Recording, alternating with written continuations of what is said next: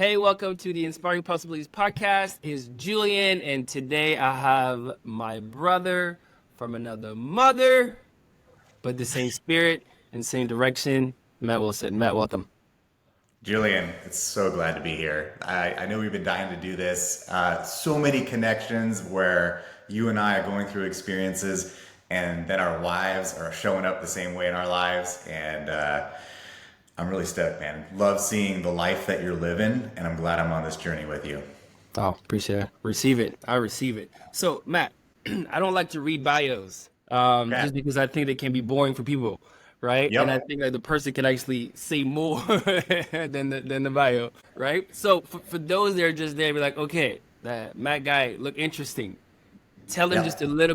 little bit about you.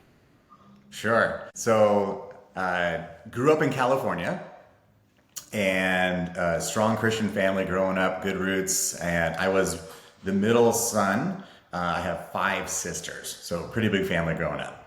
That's my upbringing. And more recently, I've been in the business world. I've been CEO and managing partner of a venture capital firm. Prior to that, I grew a business from zero revenue to 120 million in revenue, got a $1 billion valuation. That was a consumer fintech called Happy Money, helping people get out of credit card debt, build up their savings, build wealth. That was the mission that we were building there.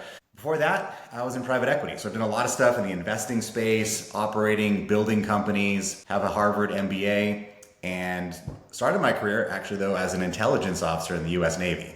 So was dealing with the nation's secrets and then made that transition to the business world. Yo, secrets. I Some know secrets. secrets. I do know some secrets. Uh, you know when they declassified that UFO footage in 2020? Do you remember Yes. that? So I was there when they recorded that. Wow. Yeah, yeah. But this is not a UFO podcast, so let's get back to No. I the might, other piece. I might just get the clip just to get some clicks. So I been married for almost 20 years Nice. to Natalie Flowers. I've got two boys, ages 10 and 12. Trained jujitsu, trained martial arts, working on my fitness. And now I'm in this place where I am a coach and I coach CEOs and business leaders to live boldly. And really what that means is I help them live their best life, making them come alive across every dimension so that the way they show up in the world is totally different. But the only way I was able to figure that out is I had to do it myself. And so that's been part of my transformation journey, really over the last year, going to the next level. But that's a quick background on Yeah. me. I now live in Orange County, California, after spending 2.5 years in Nashville, Tennessee, which was a beautiful place. But Orange County is home for us, and we love it. That is awesome. So, for those that don't know, some of the parallel inside of like Matt's life and my life in the recent month. So we're not talking about like years, talking about like very recent month when whenever you start going the same directions as others, like there's a way that life just starts to bring people together and they're moving the same direction. Yeah. Some of my frames, some of my rules, laws, regulation, and belief with God is that God bring the right people at the right time in your life. It's your job to grow those relationships. and I and I strongly believe in that. So for me, whenever I have a nudge or a pull, I'm like, okay, cool. That's one of my guy. I'm gonna grow the relationship. I'm gonna do what I need to do on my side. I'm not gonna confuse my role with God's role. He brought the people, my job to build a relationship. So one of the things that happened in my life is in November, my wife decided to like, hey, we need to move house. And then like we've only been there for probably 2 years. And we spent a lot of money. But built a pool. I redid the garage. It was like my space. It was painted. It had the lights. It had the insulation. It had it all, right? Yep. Overlooking the pool. Perfect lighting. Everything got changed in the house. And then she's like, we gotta move. And and I'm like, okay, all right, we're gonna move. But first we list the we list the house, then we sell the house, then we move. And she's like, we list the house, we move, and then we're gonna sell the house. And everything in me was just like, hell no, we can't do that. Like that's just the dumbest thing. That's called suicide. And I have 6 kids. I don't want to die. Like that just does not work. But also understood that God has a way to speak through your wife so that you can move, and it's still a place of obedience for you as the man of the house to do it. And so we did. And it took about 2 months or so because we sold the house. We signed end of December, but we actually closed February 7th. But during that moment of doing it, it was just like bleeding money, right? Matt is like experiencing a little bit of that now, which is like, you have the house that you're paying off, the debt inside of that house, you have the double electricity, the double water, the double everything is just oof. It's big, but eventually it happened, and that was a big pivot. So Matt, share the parallel for you right now. Yeah, yeah. So this is crazy because I remember I think I did a live and I was telling about my story, and then you called me up and were sending me like audio notes of like, hey, this is so. The backstory there is when we moved to Nashville, Tennessee in the fall of 21. We bought a house. There wasn't much available, but there was a new house and it was good, but it wasn't perfect. So we bought that. Interest rates were super low and it just made sense. Boom. Now we have a place to live. And then while we're living there, my wife was like, this is not really where I want to live long term. If we're going to be here while the kids finish high school, and mind you, they're 10 and 12 now, so at the time they were a couple years younger, like we should build the house that we want to live in. And so I was like, all right, babe, like, and the market was, pretty dynamic. So it's like, okay, let's build a house. So we begin that process. And for those of you who are thinking about building a house, right? Julian, I don't know if you've ever built a house or not. No, but but yeah, that's one time for us. it's like even working with a great builder, it's just so many details, and if it's not your thing, it's a lot of work and a lot of follow up and making sure, and you're not even getting blueprints. You're like, I don't know what the blueprints look like. Can you give me a 3D rendering or something?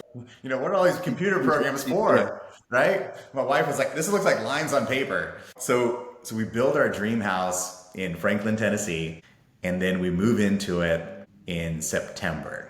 We're sitting here, it's May, so not even a year ago. Move into it September, and it was pretty dialed. My wife had helped build and customize a lot of the rooms in the house, really the whole design from the exterior. She doesn't like the points. Everything in Tennessee is kind of pointy because of the rain, and they won't let you do flat roofs because of the water, but she made this asymmetric design. We had all these angles to it. It was super sick. It was kind of backed up against the hill, perched on top. It was in the neighborhood called Lookaway Farms, and so you could see off into the distance from the upstairs. 20-foot high ceilings, just beautiful. She had her dad come in and do some trim work walls where it was like black with black trim patterns. I mean, it was really cool. So that's the house.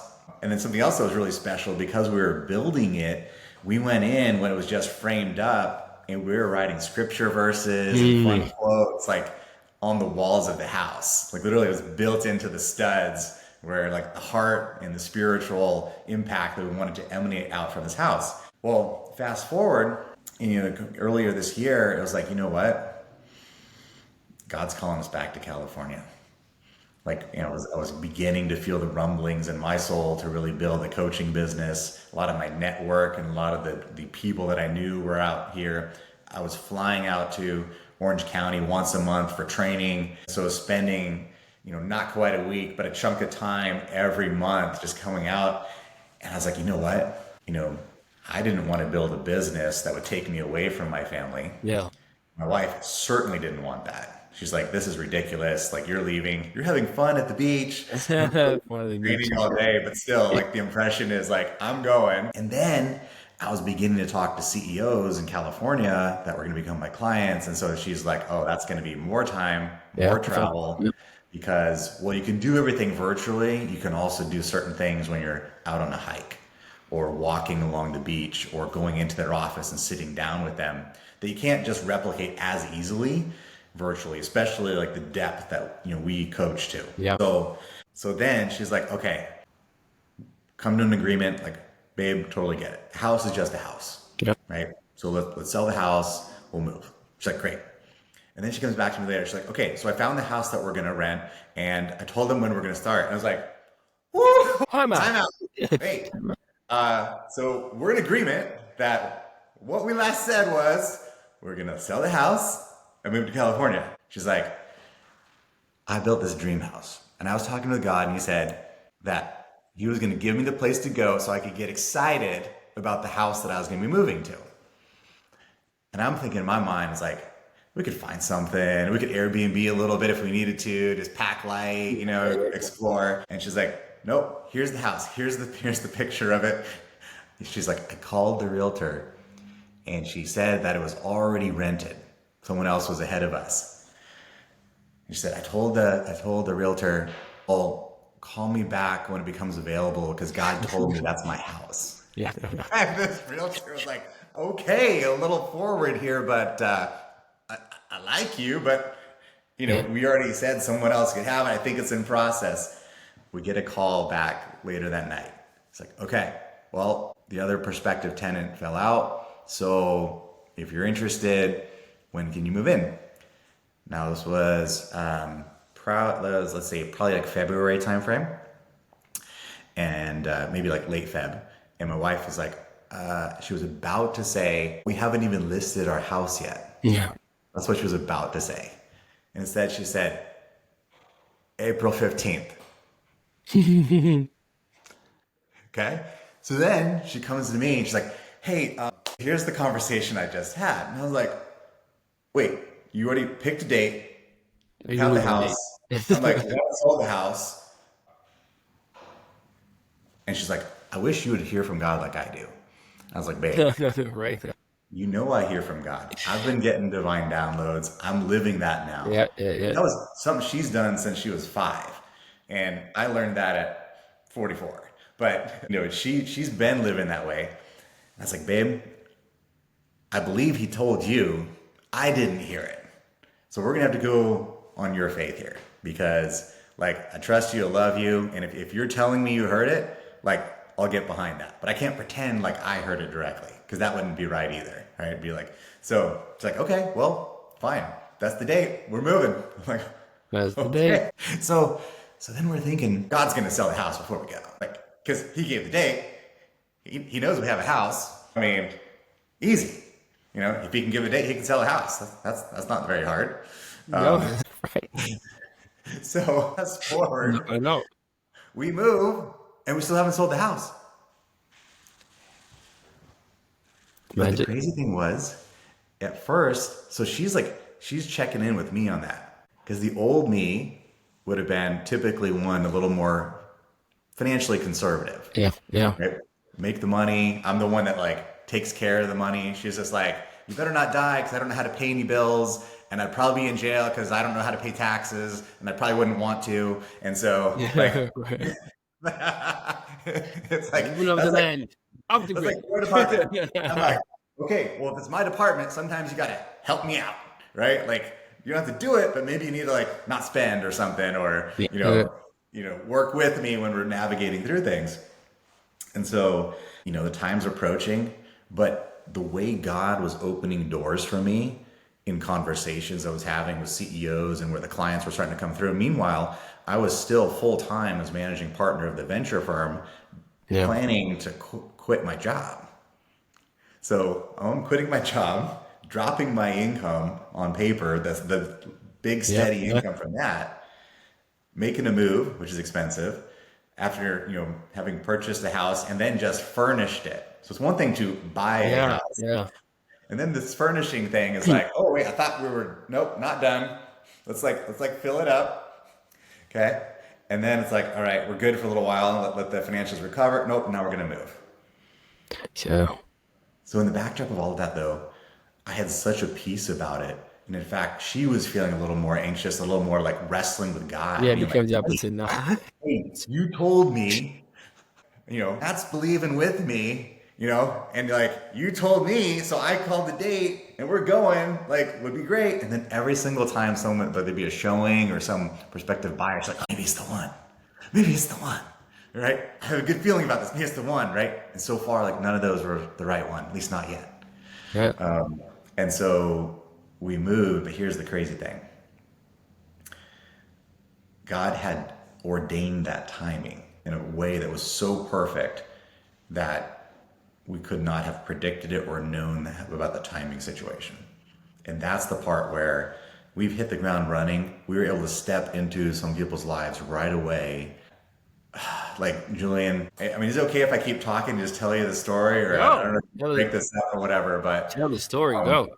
dude, like, okay. Because I think some people, whenever they hear that, like, here's story, my story, and they can, I have 6 kids, so like I'm making moves like that, and it can seem like stupid, ridiculous, like how, like, because you become Yeah. so unstable, It's almost like you are making the decision to become unstable, just like you quit a job, you move, like you're putting yourself in that situation of just like stability Right. without a promise of anything, right? And I think being able to continue the story just allows people to know, like, hey, here's my proof. Here's Matt's journey, and where what happened when he said yes, without knowing what anything else was going to be. So that piece.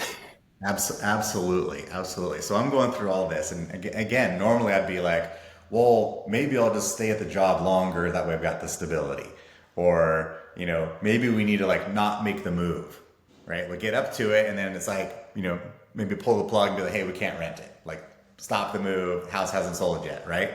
But we stepped out in faith, and I did that, and I had basically quit and dropped my income down on April 1st. So April 1st was when I was no longer full-time at the venture firm. So we move on April 15th, right? So like drop the income, make the move, and moving costs money. Yes, it You does. know, Especially moving, deposits, like all you that stuff. moving So like far. cash is like, right? This whole number. But while we were flying in the air, someone who's very close to me got some news that rocked their world. Really bad news. And I was the person they called the next morning, my very first morning in California. Like the worst news that a guy could probably get in their life kind of news. And I was here. And God brought me on a specific date to move over halfway across the country to be there to walk with this man. Yeah. Can't script it. I knew within 12 hours of being here, it's like, okay, and the situation that had been going on in his life didn't happen that weekend. He just became Right. aware of it. Mm. And it was the news of it. So there's the timing thing was just, and the other thing is a year ago, I would not have been equipped or able to effectively help Walk him. it. I could have been Yeah. a friend. I could have been like, dude, sorry, love ya, pray for you. Yeah, get some help, something like Yeah. that. Instead, because of the walk that I'm having right now with God, I was able to step into that situation, lean in, and be like, God brought me here to walk with you on the beach to process through this right now. And it's like, and strangely, I am like deeply saddened by what happened to you. It made me cry, Right. which is also a new thing for me, the ability to actually feel and cry at that level. Hey, can we pause on this one? Oh Okay. man. Okay, because prior to pre-show, we kind of talked about that a little bit, right? And I Yeah. think it's a good place to camp for a second. My wife is huge in that space, like the space of feeling, right? Where I was very low on that place, right? Because being an Enneagram 3 achiever, like I just move, I just want to move. Yeah. And that created this thing, I think, kind of like you, because we talked about it, which is like at that point, like your wife doesn't feel safe to be herself, Yeah. And I remember the first time that my wife told me she didn't feel safe, I got upset. Like I got upset, I got a little bit angry because I was just like, the only safety that in my head I could think of is physical safety. And I'm like, I never touched my wife. I never even brew with my wife. Like I've never been abused, like not getting angry. You know what I mean? With this, and she say emotional safety, and then I felt like a kid. Like what? Like what are we talking about? What are we talking about? And it was that place of being able to feel. And so instead that journey that I've had, like I've had more tears over like conversation, people's feeling that I've ever had. But that also allowed me to be able to get to the place where she felt safe to be herself. And I think many men never get to the place of like feeling, crying, and then Yeah. just releasing all those energies that are stuck in their body. So talk about that a little bit. Yeah. Probably for the first 18 years, 19 years of marriage, my wife saw me cry 3 times total. One was when she was going into labor at the first, and I was like, sorry, you're not feeling it. She's like, why are you crying? Yeah. Like, this hurts. Right. I'm I'm like, just what hurts feeling to see you in pain? Just, it. it's like, just this thing, labor taking over the body and the contractions and all of that. And, Julian, you and I both are part of like this warrior training where, we're learning how to really live at a higher level, to expand our capacity as men, to show up in every domain of life and push our current boundaries and attain new levels of understanding and depth. And so as a part of that, you start to realize when you examine your life, what's working and what's not. Yeah. And then you start to look at it and be like, you know what? So for instance, my marriage, most people would be like, you have a great marriage. I can tell you guys actually love each other. You want to be around each other. Like, Yeah, you want to be right. is that real? We saw you on stage and you're both looking at each other and it looked like you loved each other. But I don't know if that's real because I have no example of that in my life. Like, I'm married, but we're definitely not that way. Everyone I know, like, they kind of just put up with each other, that kind of thing. And so we were like, wow, like, we have a marriage that actually works. We love being with each other. And yet, towards the end of last year, God really challenged me on that because my marriage was so great Yeah. and other areas needed more work, I kind of put it into like maintenance mode. A little bit of like, hey, that's great. Like, what else is there to really do? Yeah. Great's good. Great's like, we're beating the competition, if you will. It's like, Better whatever than that, others. like, we're so much better because we actually like each other. And it's like, is that the standard of what The an standard. amazing marriage can Yeah, this be? is the standard. I'm better than you. You're Better than just this guy. you're not just tolerating each other. You actually like each other, love each other, and want to hang out and spend time. And so God asked me to pursue my wife and go all in on marriage. And I realized that there was this weird kind of block I had where if I held myself back, even just a little bit, then there was always this notion of, if something happens to her and I lose her, I won't lose myself because I'll hold a Yeah. little bit. Yeah. I'll protect myself just a little bit. Even Yeah. though, like, when I first fall in love, right, it's like I throw my heart across the line, right? It's just like, gushing and loving and like, because you got to win the girl, right? So you just got to you got to find the words and the emotions and like all of that. And then over time, you get into a good routine, a good rhythm. But I realized there was another level to go to. And as a part of that, I needed to be able to feel again. And my story on feeling is this. In about the first 7 years of our marriage, I did not show up like the husband I wanted to be. And while I had a very calm and professional demeanor in all areas of my life, in the military, everything I was doing, at home, my wife sometimes wouldn't know the man that was coming through the door. Mm. And I would get angry. And she didn't know what would trigger me or what wouldn't. And I think it was there because I could let my guard down. And then Yep. when you any sort of like disrespect or whatever, or kind of like, hey, this or that, this isn't enough or whatever, it would just like, and I would just get angry. And I would just, explode and I might like yell or just like, "Argh," or like, throw the remote or kick a box or something like that. And she would just be like, hey, who is this? And so it got so bad, and I didn't remember it being so bad, but for her it was so bad. So I'm just like, hey, I got a little angry. Forgot. But Yeah, you again, forgot. but not to the point of being like physically abusive and stuff, but just like she was still afraid. Yeah. That thing you're talking about. And so she was going to divorce me. Mm. And she had divorce papers. She stayed with a friend for a few days. And that friend said to her, hey, I think you need before you meet with him, you should get a pregnancy test done. Okay. So my wife goes to get a pregnancy test done. Turns out she's pregnant. Mm. And God told her on her way to meet me that you just tell him the woman that you're hurting is carrying your child and he will never hurt you again. So she comes and meets me. I remember where we are to this day. We're like by the marina. We're in Hawaii. It's where we were living at the time. And she's like, hey, just want to let you know, like, I'm carrying your child. And the way she describes it, it was like this, like the spirit of anger just kind of just like drained out of me and then disappeared. Mm-hmm.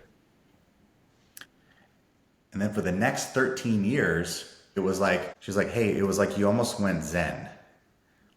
Like I couldn't, like I could not, like Amen. anger like was gone.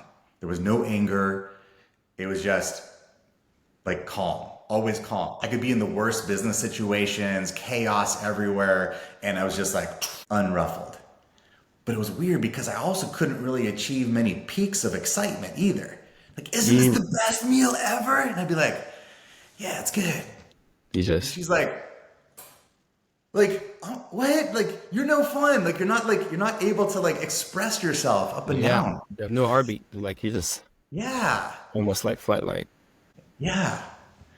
And so in like kind of digging down into that well again and finding like, hey, pursuing her and really feeling again, it began to unlock stuff for us. This was like December and January of this year. And then what began to happen is because of that, initially that was a little bit unsettling for her too, because I'm like, I was being like Become, more open and more vulnerable. And it turned out she had also built some walls because she never knew if Angry Matt was going to come back, even though it had been 13 years. mm, So in January, she said something and it sparked something in me a little bit. And she saw like my voice rise a little bit. And she was like, uh oh, a little, like danger, danger, danger, right? And so she goes into like full defense mode, like, she's like, hold on, if this warrior thing is bringing up those emotions and stuff, like, we're not going back there. There is no way. Like, this is not happening. And I was like, babe, I'm fighting to feel again, but I'm not fighting you. I'm looking just to reconnect. And here's the beautiful thing about it. God took that and gave me the ability to feel his presence, and it's turned into like a peace and a love and an overflow that instead of turning to anger yeah. has more turned to tears. Tears of like of joy of just like what he's doing in me and what he did in my wife and what he did in my boys because of all that. I can feel. And yeah, like that gives me a different ability to one, connect with God, connect with my loved ones, but also the men I'm called to coach and who I'm to be in their lives. So when I get out here and I get the text from this guy within 12 hours of being here, I cried getting the text. That never would happen. Never. I would have been calculating, Yeah. in control, right? And so when he called me as he was coming over to meet me, I was like, hey, dude, God brought me here for you. Okay? Of course, he's driving. He starts bawling. Hadn't let himself cry yet. Now he's crying on the way over to see me. And I'm like, that's not a good thing on Southern California freeways. I'm like, hold on, buddy. Maybe I'll wait till Keep we it in, get keep it in. Yeah, I yeah. love you. I'll see you when you get here. And so Julian, like that's just an inkling of what this feeling thing has meant for me. But I'll turn it back over to you. I'd love to hear more about like your perspective on that and your wife being all about that, just how that lands. Yeah, I think what you said, and the reason I wanted to, to continue to the story is because I think people connect with the story, because it is tangible. I think too often inside of coaching or inside of I don't want to say therapy, inside of that world, there's nothing tangible. Like it is like concepts, but it's like unlived. You know what I mean? Yeah. Versus really this thing when I explain to people, I'm like, trust me on this one. Like I've lived it. Other men are living it. Have lived it. When you can feel, you can heal because there's many emotions that you've like not allow yourself to let go. I explain kind of like the train station. You are the train station. There's many trains. You're not inside of the train. You're not a passenger. You're just a train station. So that means that if there's anger, pass, anger, pass. If there's joy, joy, pass. Like, but you're welcoming and noticing things passing. You can't just be like, oh, I'm about to be angry. No, no, I can't. right? Like, I Yep. can't be angry again because this, I'm back to this angry person. And it's like, then if you can't be angry, then you can't be happy. Like, it just doesn't, like, it is one channel where everything goes. If you block it, then I'm blocking everything else. I'm blocking joy, I'm blocking peace, I'm blocking um, enlightenment. Like, I'm just blocking all higher level vibration of Yep. feelings because I'm so afraid of those low vibration one of like sadness, guilt, shame that a lot of men feel, Yeah. right? Because when I was able to heal me, she felt safe to heal herself. When both of us were able to get there, then it created a space where our kids, I shared that with you before, just like two of our older ones, like decide to like they want to get baptized. Like not we pray and all that kind of stuff, but like we don't go and push like you should. Have you considered? You know what I mean? Like there's soft like pressure then that the Christian families have on their kids, like the soft pressure of like you should want to be baptized, you should be baptized, you should be baptized, and they're like, okay, cool, I'm gonna do it, but it's not out of like a pool, a call, or anything like that. For us, it's like later the two older ones like just came and say, hey, I just want to know Christ. I just want to be baptized. And when my daughter did that about 3 or 4 weeks ago, like I literally had tears. And I told my wife why. I was just like, because I've had this this thought that like if we both of us can be at a high level, heal together, then they can be free. Yeah. Yeah. And now we're having the second one. And when she was gone, I even showed her, like, my 5-year-old sent me a drawing. He's just like, this is you. And it's just like, this me. And then it's like, Jesus, and it's just like, and he's just like, he did it. And it's just like, asking, like, why did you put Jesus, He's just like, I don't know. Like, he doesn't know. It just felt right. Because he asked Yeah. me, like, how do you spell Jesus? He's like, how do you spell Jesus? And I was like, why? He's like, because I want to put Jesus right here next to you. And I was just like confused, But I was just like, there's so many things in life that you cannot script. Yeah. But there's this work that we do inside of men that for a lot of them, have been hurt whenever they shared. At some moment in their life, there's been a moment where they've opened up and shared how they felt, and it backfired, either by other men, or women, that they're guarded. Right. Like they just are guarded. And for some of them, it's not even them. It's like they're absorbed it from their dad. The dad absorbed from their dad. And so you have this generational, thing that they're this encoded in their DNA that they don't even know why they're always angry, Yeah. why they don't trust anybody, Totally. right? Like, you know what I mean? Like, is this place like me? I was able to get to the place where I understood. Like when I was younger, black people told me I'm white people told me I'm black, and then I just felt a sense of like not belonging, not a sense of bridge, a sense of just I don't belong, right?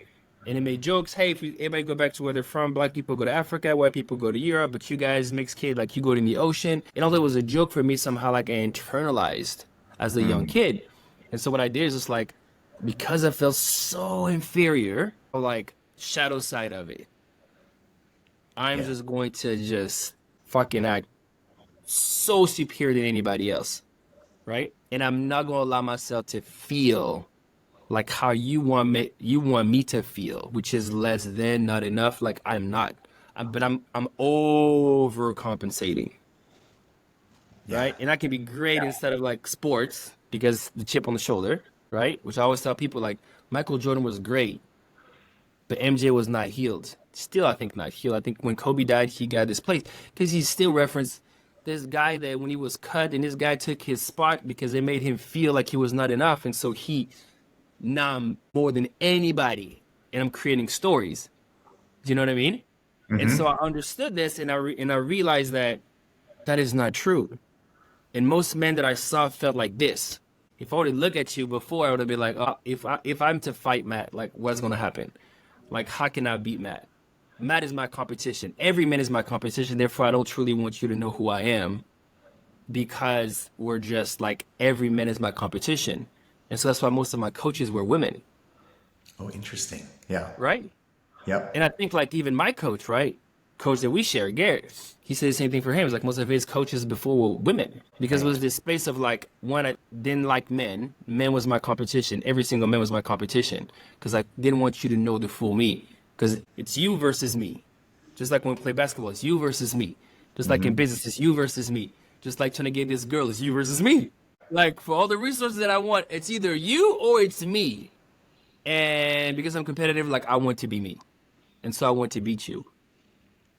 And I got to this place of like, I gotta shut down any sign that you can see as a weakness. And therefore, because this is closed, I can't feel, I can't do anything. And when it got opened up, when my dad died, it's just like this level of feelings that start to pour out, and allow me to feel and allow me to step into pockets with men now where I can be there and I can have tears and not feel like I need to, like, Yeah. and do this and understand that just like all those men are my brothers, that we all have this place of it's not race, it's culture, and because my culture is like European and African and Asian and like there's this pocket that I have of being able to see the world very differently and step in different, different pockets. But healing it is at the core.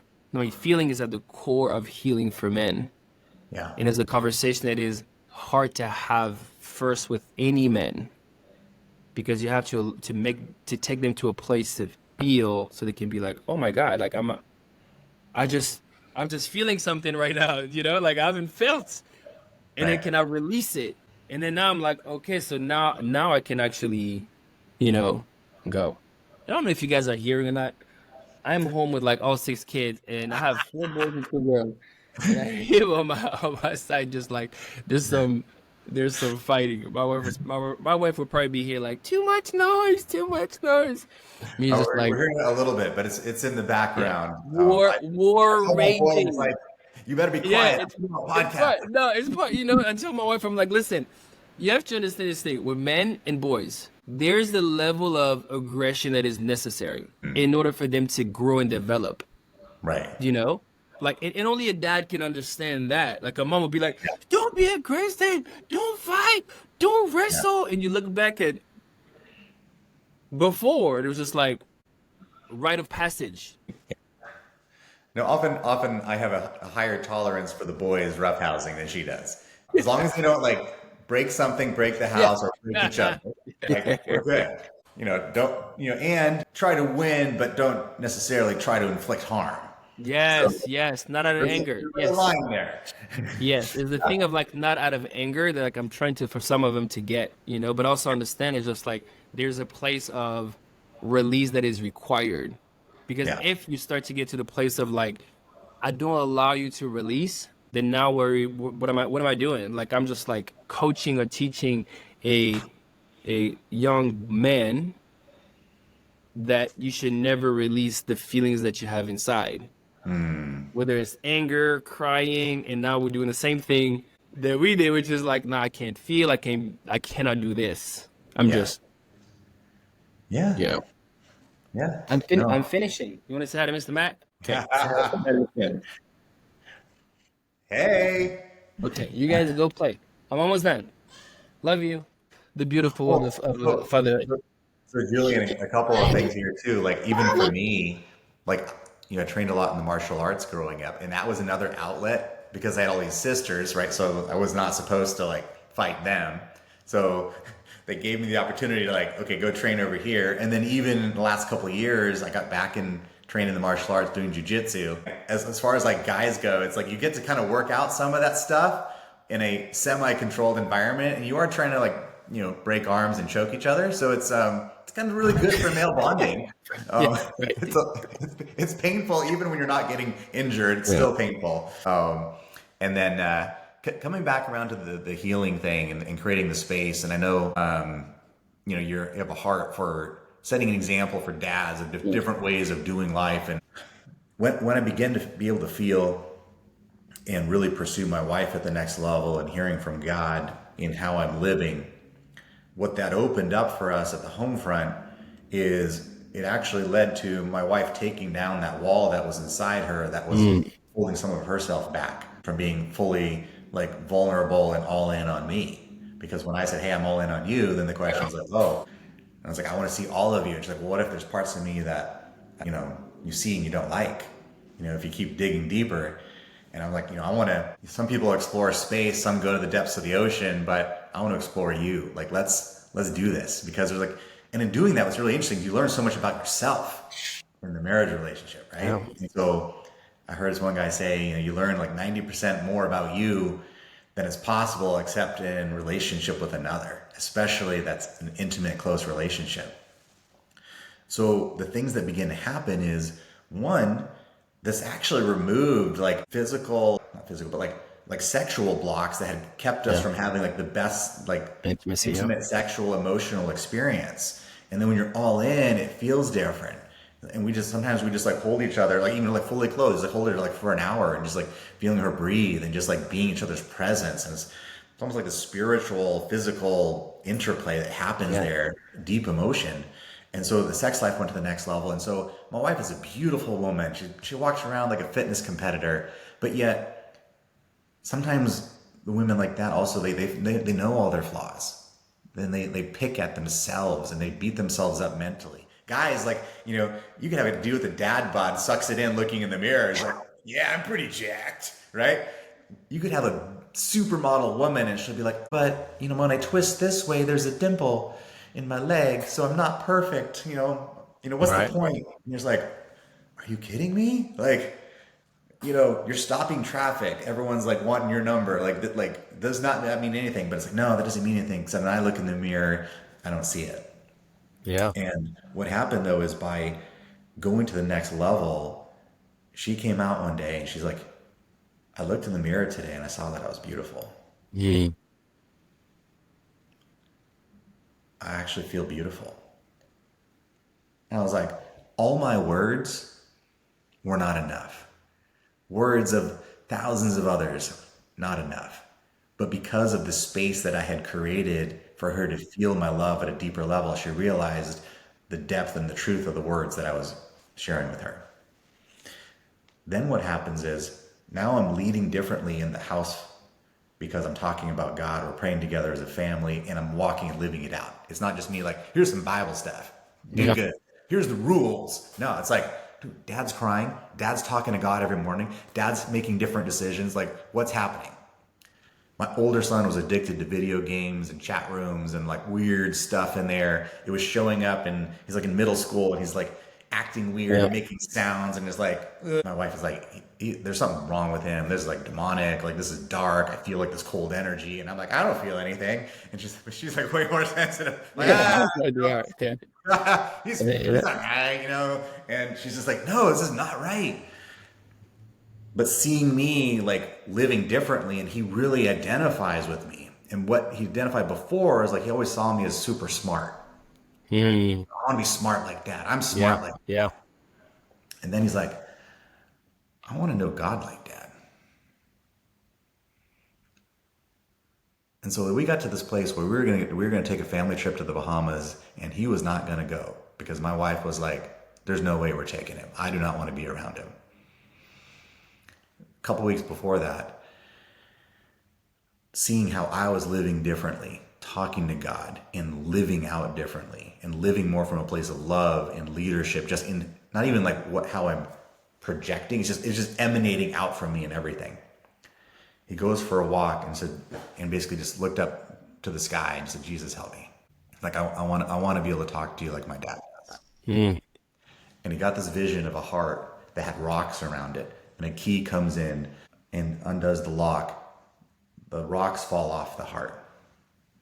And then he saw like the rays of sun coming down through the clouds. And he was released in that moment. Personality change, eye color, kind of like lightened again, just like comes back in the room, super helpful. And later that day, my wife's like, "Did you have an encounter with God earlier today?" He's like, "Yeah, I went out and prayed. And this is the vision that I saw." And he has been a changed kid since that moment. Then something else had happened. We were praying as a family the next day for that. And God told my wife and gave her a vision of our other son who had been praying for his older brother for 2 years.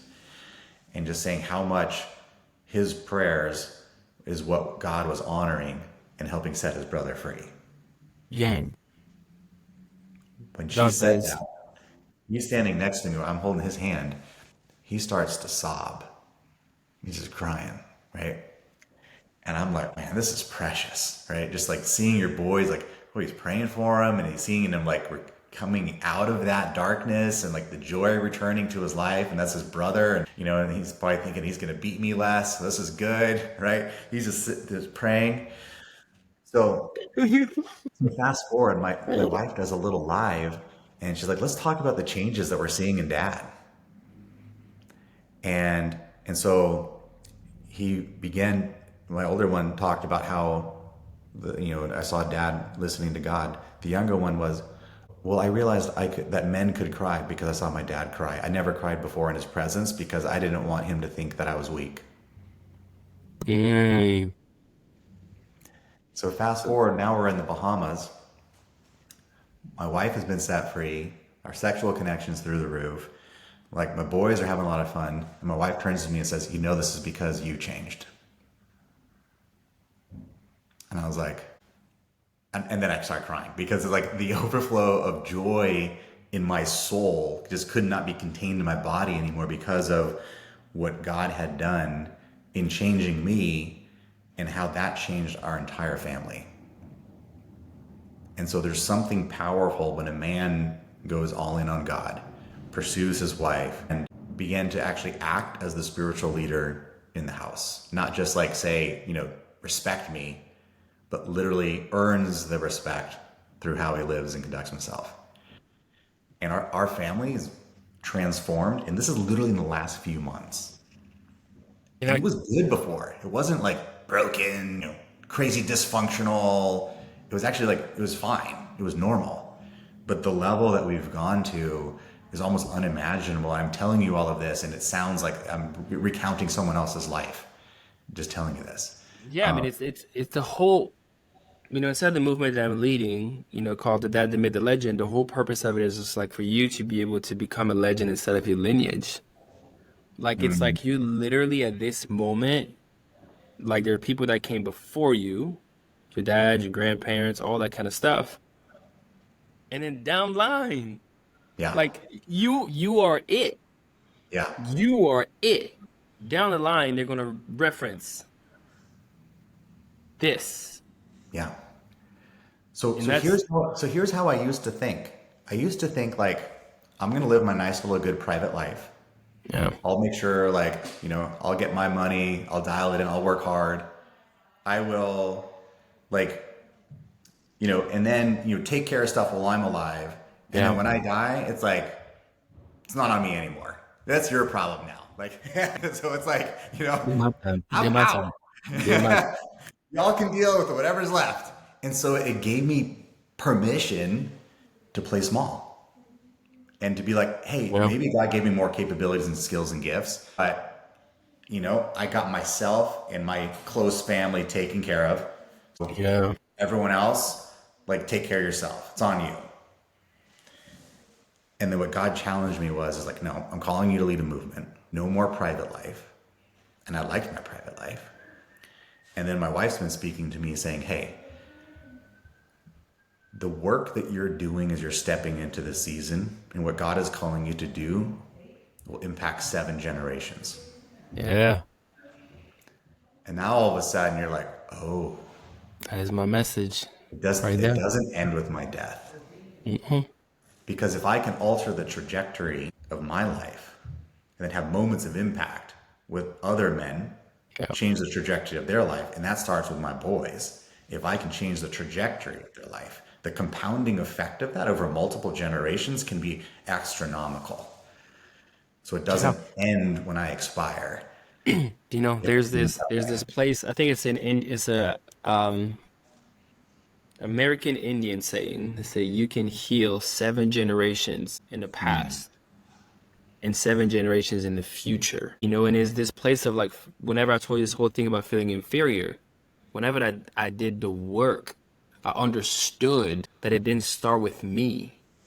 My great grandma got pregnant while Europeans came to Africa, and she got pregnant by the master, and she got a little brown baby, and the brown, like, how did she feel?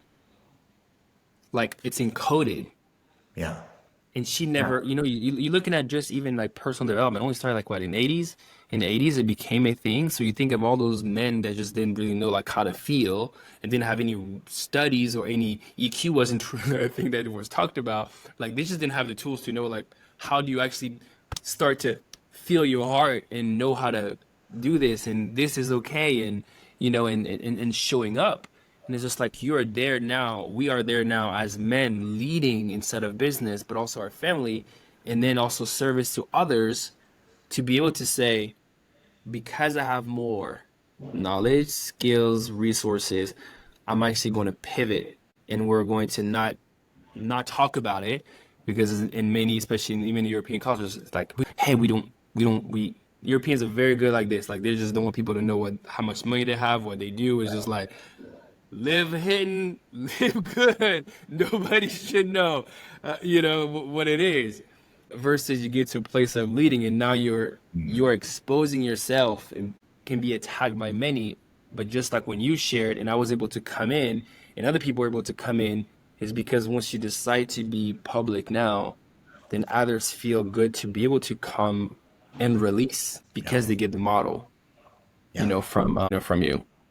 And so what that meant for me is, so for instance, this anger thing I mentioned early on, like Yeah. in passing as if it was no big deal, I never once spoke of that before January of this year. I was ashamed that I used to get angry. And then when I mentioned it, it set me free. And everyone else was like, yeah, so what? I get angry every day. And you're like, and here I was living in shame, holding myself back because someday I might get exposed for having been an angry guy. Yeah. And everyone's like, that's the biggest nothing burger I've ever heard. Like, yeah, cool. Like, let me tell you what I did yesterday. Like, okay, cool. Like, if you can live a life where you're not ashamed of exposure, of being like, hey, here's where I screwed up, here's where I am now, but you can also point to, and here's what God's doing in my Yeah. life. And if you want the fruit of this, here's how you can do it. And it's like you need to get out there and go. And you need to talk about this. And so I have exposed more of myself in the Yes. last 4 months than in the previous 40 years of my life. Just Yeah, that's because beautiful. it's like, and I feel more free. I feel more alive. It was terrifying to consider. But like many things that you think are terrifying, when you do them, it's exhilarating. It's like, that roller coaster. I don't want to. Or you want to go down that slide. But when you do it, you're just like, okay, I guess this is what I'm supposed to do. Yeah, and others have been waiting, right? Others have been waiting for that voice to come in. They just didn't know where that voice was coming from, Yeah. and I think that's a powerful stuff. But I know we're coming to the end of our time together. It's been amazing. I think we definitely need to do a part two at some point down the journey Nice. when you get your first book published and all of the above. I know that this episode is going to have ripples for men that somehow are still stuck in this place of just like feeling alone, feeling like they're just a wallet, feeling like everything is on them, and wanting to cry but don't want to feel the crying or being viewed as just like weak, Yep. and don't know who to trust because they feel like if I share, I might get used, in some type of way, right? I don't Yeah. want to be cool. I don't want to be an object. I don't want to be irrelevant. So the intention with this episode is that to be able to get men to get breakthroughs, to be able to connect to my voice, Matt's voice, and if you need support, to reach out. So with that, Matt, one parting piece of guidance, and then how can people reach out to you if they're like, Matt is my dude? How do I connect with Matt? I might be in California or not, but I need to connect with Matt. So I guess the parting piece of guidance is the thing I love about what I get to do now is as I come more alive and express more of the gifts, I feel it almost like light hitting a prism. And so like that's God flowing through me, and it expresses a certain color spectrum. But here's the thing, there's no scarcity in God's kingdom, because if I can wake other men up to living their best lives, it makes my world better. So it's not like it's taking away from me. And in fact, the more people that I can wake up to living this way where they're fully alive, the better off that I am, and the better off that they are. And the ripple effect of that is massive. And so for me, this is what I feel called to do for the rest of my life, because it's so exciting, so exhilarating. And if I can wake men up to who they're called to be and have that relationship with God whether they know with certainty they're hearing his voice and living it out, Yeah. it's a game changer. It's game over at that point. So I'm on Instagram, Matt Wilson 2.0. It's probably one of the easiest ways to find me. Yeah, and then I'll have a website one of these days. I'm a full-time coach now. I don't even have a website, all the other artifacts yet. They're coming. The books are coming, all that good stuff. But right now, God is just working with me as I'm coaching men and CEOs how to come fully alive in every part of life. And then from that, there's going to be an entire movement that's birthed. And the men that I'm called to reach and to wake up will be coming from that. Beautiful. And give them the name of the coaching. Yellow Brick Method. Yellow Brick Method is the name. Yellow Brick Method. Right. Brick by Matt, brick, build the new you. yes, brick by brick. Matt, thank you so much for taking the time to be with us. Like I said, God's timing is perfect, and I know this was meant to be at a time that it was meant to be, and many men are going to connect with it and be released, man. So I appreciate you. Julien, thanks for having me on. I love that we've been able to connect even from a distance and bond over the journey we're on, the similarity in our wives and how amazing they are for us. I love you, and I'm excited to be seeing where this journey takes us.